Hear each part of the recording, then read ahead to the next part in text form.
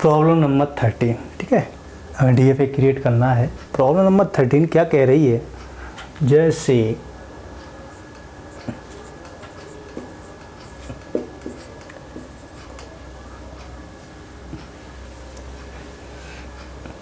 every A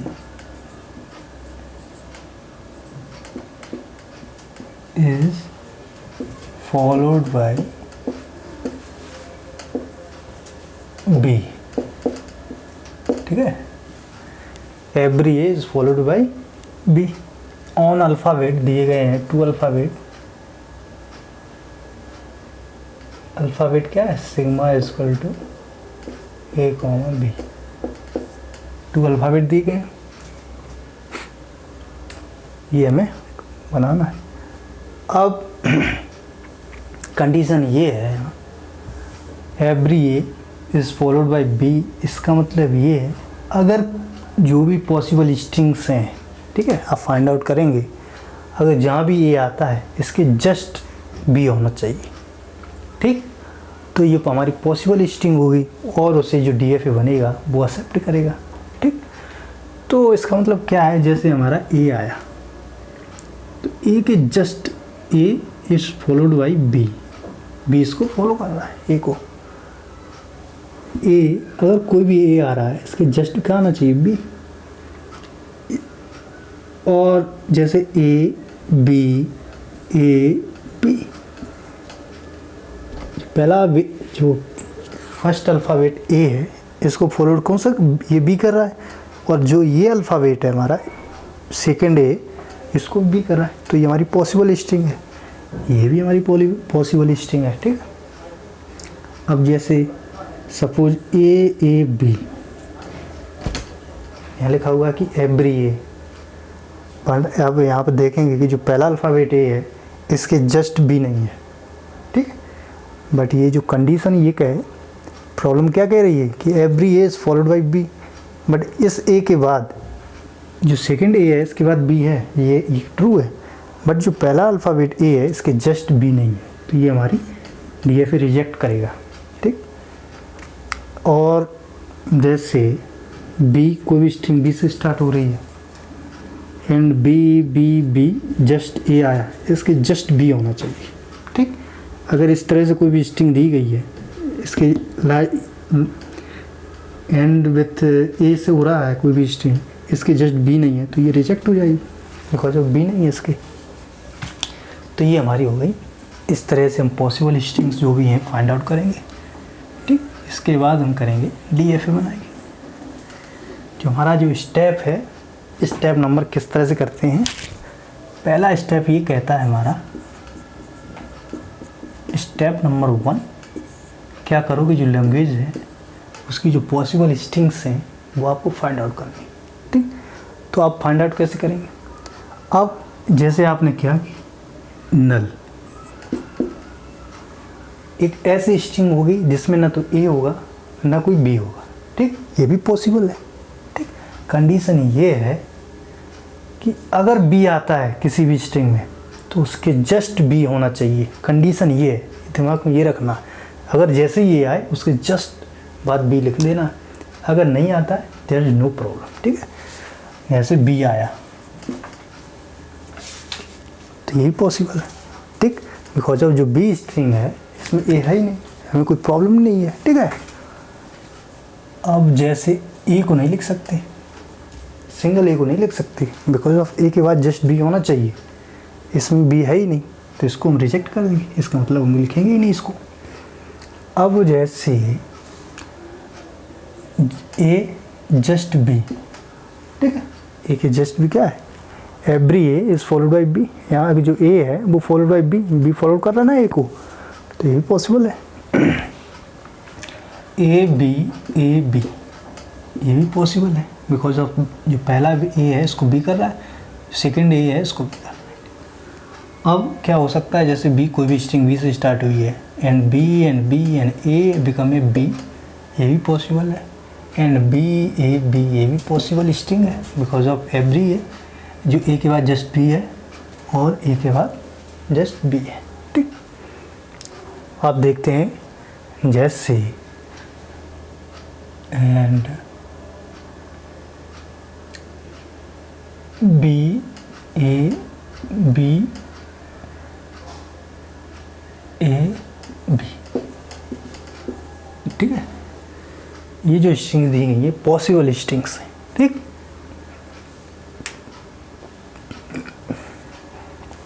अब हम क्या करेंगे, पहला स्टेप ये है, जो हमें प्रॉब्लम दी गई है तो उसका हम इस तरह से पॉसिबल स्ट्रिंग निकालेंगे। जो दूसरा स्टेप हमारा ये कहता है टेक स्मॉल स्ट्रिंग।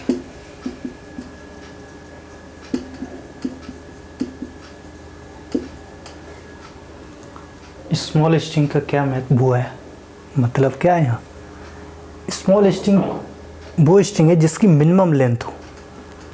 अब यहाँ पर मिनिमम अगर लेंथ निकालें तो नल स्ट्रिंग जो है उसकी जो लेंथ होती है वो 0 होती है, ठीक है। बी यानी सिंगल अल्फ़ाबेट बी इसकी 1 लेंथ हो गई। A B because of 2 alphabet so 2 length, so A B 4 alphabet so 4 length become A 5 length, इसकी 3 length B A become A 5 length, ठीक है। इस तरह से लेंथ निकालें। अब अगर आप देखेंगे तो जो नल है यानी कि जो एप्सिलॉन है, इसकी अगर आप लेंथ देखें तो इसकी 0 है। तो हम क्या करेंगे, सबसे पहले मैं 0 ले लूँगा यहाँ, यानी कि नल मैंने ले ली स्ट्रिंग। स्मॉल स्ट्रिंग हमने कह दी नल स्ट्रिंग है हमारी, मैंने उसको लिया। जो थर्ड स्टेप हमारा ये कहता है जो नल स्ट्रिंग आपने ली है इसका आप DFA बना दीजिए। तो आप DFA बनाओ। DFA का नल स्ट्रिंग का DFA किस तरह से बनता है, ए जो हमारा इनिशियल स्टेट होता है उसको हम क्या करेंगे, फाइनल स्टेट कर देंगे। ये हमारा नल स्ट्रिंग है, ठीक है। ये नल DFA है, ठीक है, नल को एक्सेप्ट कर रहा है ये। अब जैसे आप क्या करें, इसके बाद नल बनाने के बाद ऑल द पॉसिबल जितनी भी हमने स्ट्रिंग लिखी हुई हैं 1 length 2 length 3 length 4 length 5th length जितनी पॉसिबल स्ट्रिंग्स आपने लिखी हैं, आप क्योंकि ये अभी हमारा कंप्लीट DFA नहीं है, बिकॉज अब कंप्लीट करने के लिए हमें ऑल द पॉसिबल स्ट्रिंग को क्या है एक्सेप्ट कराना पड़ेगा DFA में, ठीक है। तो एक्सेप्ट कैसे कराएंगे, देखो 1 by 1 चेक करेंगे, ठीक है। तो जैसे मैंने क्या किया, बी को लिया, सबसे पहले मैंने बी को लिया, बिकॉज ऑफ बी अगर इस तरह से स्ट्रिंग, अब कोई भी स्ट्रिंग बी से स्टार्ट हो रही है, ठीक है, वो बी इस तरह से इनिशियली, क्योंकि उसमें ना तो ए आ रहा है, कंडीशन ये है कि अगर ए आता है तो उसके जस्ट बी आना चाहिए, कंडीशन ये है। अगर कोई भी स्ट्रिंग बी से स्टार्ट हो रही है और उसका रिपीटेशन बी इनफाइनाइट टाइम जा रहा है, इनफाइनाइट टाइम नहीं जाएगा स्ट्रिंग, ठीक है, फाइनाइट होगी। तो जैसे 4 टाइम्स गया तो क्या करेंगे, जैसे बी नंबर ऑफ टाइम्स क्या होगा, यहाँ लूप करता रहेगा, जितनी बार भी लाएंगे आप तो यहाँ पर ये मूव करेगा जो भी होगा, ठीक है। जैसे 4 टाइम्स करेगा रिपीट। अब जैसे ये तो हो गई सिंगल लेंथ, ठीक है, जैसे मैंने इसको बी किया तो सिंगल बी, 2 बी भी आया तो बी 2 टाइम्स बी, ठीक है। अब जैसे ए बी आया, इसको चेक करो,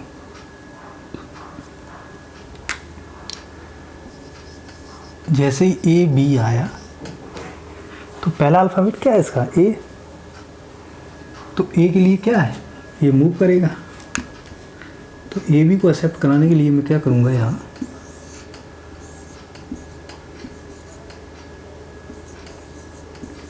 ये हमारी ए बी एक्सेप्ट हो, every A is followed by be accepted, ये हमारी प्रॉब्लम है, ठीक। Every A is followed by be accepted, ठीक। तो पहला अल्फ़ाबेट क्या है, ए, तो ए के लिए मैं ए से बी जाऊँगा, ठीक है। बी के बाद अगर जो सेकेंड अल्फ़ाबेट बी है, बी को मैं एक्सेप्ट करा दूँगा, क्योंकि ये पॉसिबल स्ट्रिंग्स हैं जो जितनी भी दी गई हैं, ठीक है, इनको एक्सेप्ट कराना मुझे। अब जैसे कोई भी स्ट्रिंग, जैसे ये आ गई मेरे पास, तो ये तो सिंपल एक्सेप्ट हो जाएगी, because of B A B. तो ये जो बी हैं स्टार्टिंग में 3B, तो वो यहाँ मूव करते रहेंगे 3 टाइम्स। जैसे ही ए आएगा वो ए से बी जाएगा, जैसे बी आएगा बी से सी बिकम ए फाइनल स्टेट, तो ये स्ट्रिंग एक्सेप्ट हो जाएगी, ठीक है।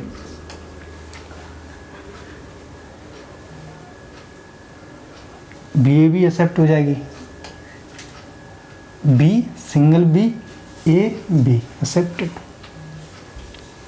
अब प्रॉब्लम कहाँ आएगी, अगर कोई भी स्ट्रिंग इस तरह से हो, जैसे ए, अगर ये आ गई स्ट्रिंग, ये हमारी पॉसिबल स्ट्रिंग यानी ट्रू स्ट्रिंग्स नहीं है, अकॉर्डिंग टू इसके ये हमारी फॉल्स स्ट्रिंग है, ठीक है। डीएफए इसको रिजेक्ट करेगा, बिकॉज अब ये कंडीशन क्या है कि every A is followed by B, but जो पहला अल्फ़ाबेट ए है इसके जस्ट बी नहीं है। आप यहाँ देखें, क्योंकि इसके जस्ट क्या है, ए है, यानी कि ए है, इसको रिजेक्ट करेगा। अब वो रिजेक्ट कैसे करेगा, तो रिजेक्ट करने के लिए वो डेट स्टेट में जाएगा, ठीक है, यानी कि ट्रैप स्टेट, ठीक है। तो वो क्या करेगा, ए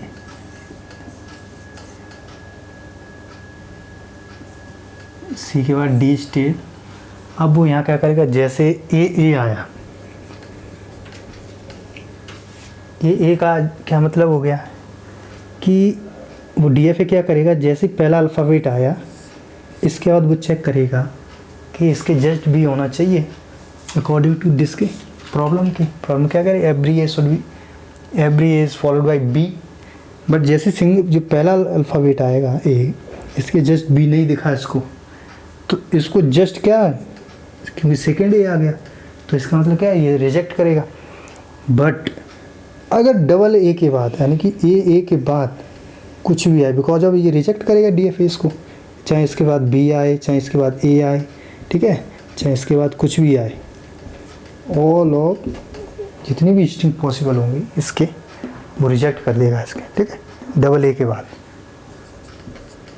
के बाद जितनी भी स्ट्रिंग्स होंगी वो सारी क्या करेगा, रिजेक्ट कर देगा डीएफए, बिकॉज ऑफ यहाँ जो डबल ए है इन बिटवीन बी नहीं है, क्योंकि ये क्या कंडीशन है, every A is followed by B, तो ए के जस्ट बी होना चाहिए, बट यहाँ पे बी नहीं है इन बिटवीन, ठीक है, तो ये रिजेक्ट कर देगा।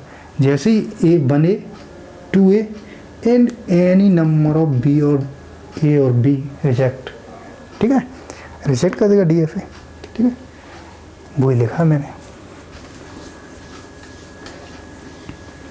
अब प्रॉब्लम कहाँ आ सकती है, प्रॉब्लम यहाँ आ सकती है, जैसे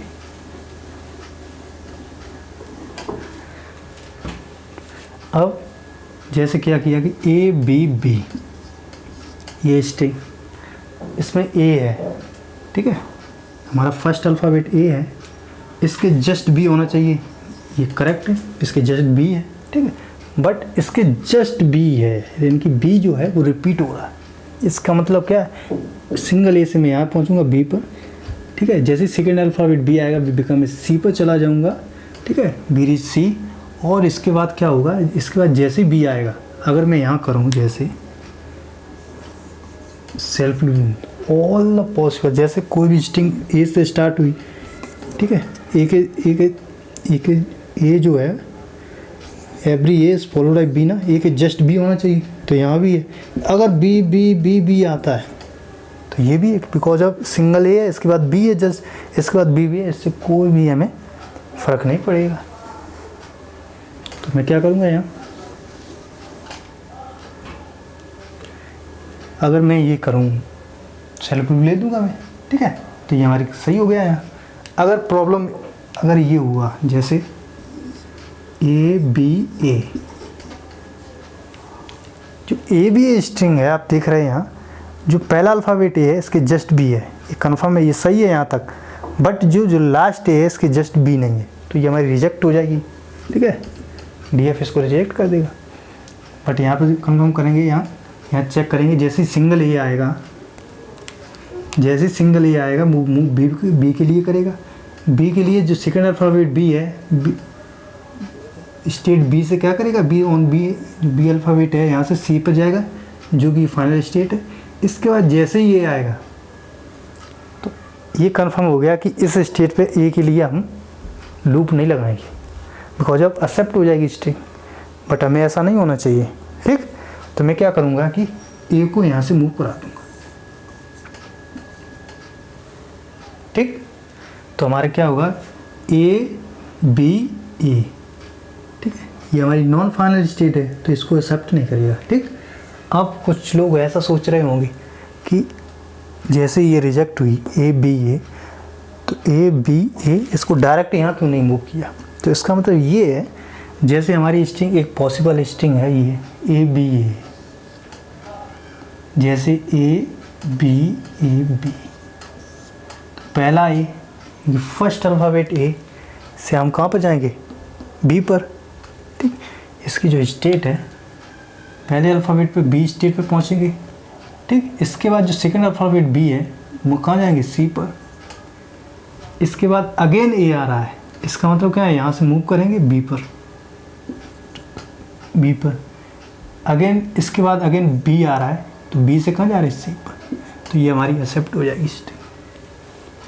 ठीक, तो हमारा जो मूव करने का यहाँ से वो था, मतलब यही था। ठीक, अगर मैं यहाँ से कर देता तो क्या होता? ये जो स्ट्रिंग है एक्सेप्ट नहीं होती, डीएफए इसको एक्सेप्ट ही नहीं करता। कैसे नहीं करता? जैसे ए बी ये दिया गया, पहला अल्फ़ाबेट क्या है? ए, तो वो यहाँ से मूव करेगा बी पर जाएगा। ठीक, तो ए से बी पर पहुँचा। जैसे सेकंड अल्फ़ाबेट बी आया तो बी से कहाँ? सी पर मूव करेगा। सी पर मूव करने के बाद जैसे ही ए आया, बट मैंने यहाँ से मूव यहाँ लिया, अगर मैं यहाँ सी से डी मूव लूँ तो यहाँ से डी पे पहुँच जाऊँगा। ठीक, तो डी अगर मूव इस तरह से वो मैं बता रहा हूँ, जैसे ही ए से डी पे पहुँचा, जैसे बी आया, बिकॉज अब डी पर है ना, अभी डी पर, यहाँ पर ए और बी के लिए सेल्फ लूप है, यानी कि डी पर ही रहेगा वो। तो ये जो स्ट्रिंग है वो एक्सेप्ट नहीं करेगा। डेथ यहाँ पर जाने का मतलब क्या है? और जितनी भी स्ट्रिंग का जो एंड है वो यहाँ हो रहा है, इसका मतलब ये है कि वो रिजेक्ट हो रही है स्ट्रिंग। ठीक है, तो इसलिए मैंने यहाँ से मूव लिया, इसलिए ए बी एक्सेप्ट हो सके। ठीक, अगर इसका मूव यहाँ से डायरेक्ट लेंगे तो हमारी जो ए बी स्ट्रिंग है वो एक्सेप्ट नहीं होगी। ठीक है,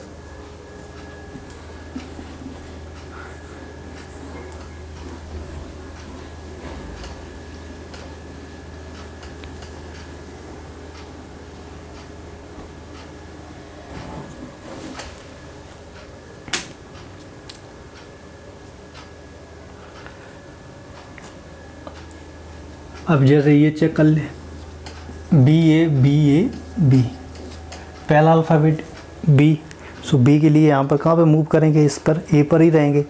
ए पे जैसे ही ए आएगा बी के बाद जैसे ही ए आएगा तो ए से मूव करेंगे बी पर, बी स्टेट पे जाएंगे। इसके बाद अगेन बी अल्फ़ाबेट आ रहा है, तो बी से कहाँ जाएंगे? सी पर। तो सी पर हम पहुँच गए। सी पर जैसे ही ए आएगा अगेन बी पर जाएंगे हम, बी के बाद जैसे ही बी आएगा हम सी पर चलेंगे। सी हमारा फाइनल स्टेट है। इसका मतलब ये हुआ कि ये स्ट्रिंग जो है वो हमारे डीएफए ने एक्सेप्ट कर ली। ठीक, अब अगर आप देखें यहाँ पर,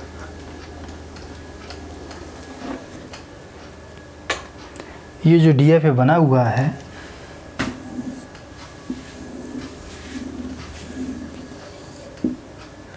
ये हमारा करेक्ट डीएफए है। ठीक है, अगर आप जितनी भी लिखी हुई पॉसिबल स्ट्रिंग्स हैं अब या फिर चेक करेंगे तो ये सारी स्ट्रिंग ये एक्सेप्ट करेगा। ठीक है, ये करेक्ट डीएफए है।